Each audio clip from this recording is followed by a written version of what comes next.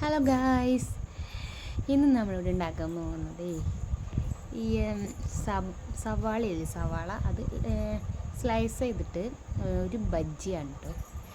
അതിന് തന്നെ കുറച്ച് മുളക് പൊടി, ഉപ്പ്, വെളുത്തുള്ളി ചതയ്ക്കുക, പിന്നെ നമ്മുടെ കടലമാവും അരിപ്പൊടിയും കുറച്ച് സോഡാപ്പൊടിയും കൂടി മിക്സ് ചെയ്തിട്ട് ഈ സവാള സ്ലൈസായി കട്ട് ചെയ്ത് കുറച്ച് മാറ്റി വയ്ക്കുക. എന്നിട്ട് ഒരു പാൻ വെച്ച് അതിൽ കുറച്ച് വെളിച്ചെണ്ണയാണ് ഞാൻ ഉപയോഗിച്ചിരിക്കുന്നത് കേട്ടോ, അതായത് കോക്കനട്ട് ഓയിൽ.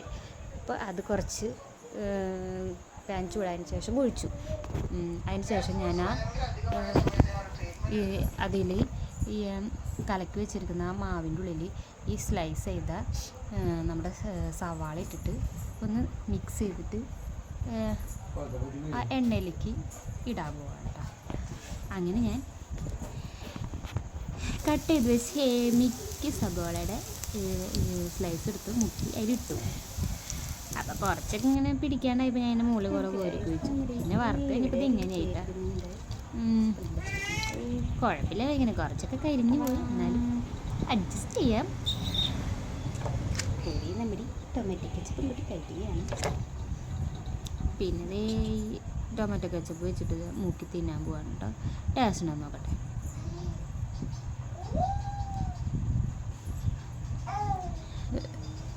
നൈസായിട്ടുണ്ട് കേട്ടോ.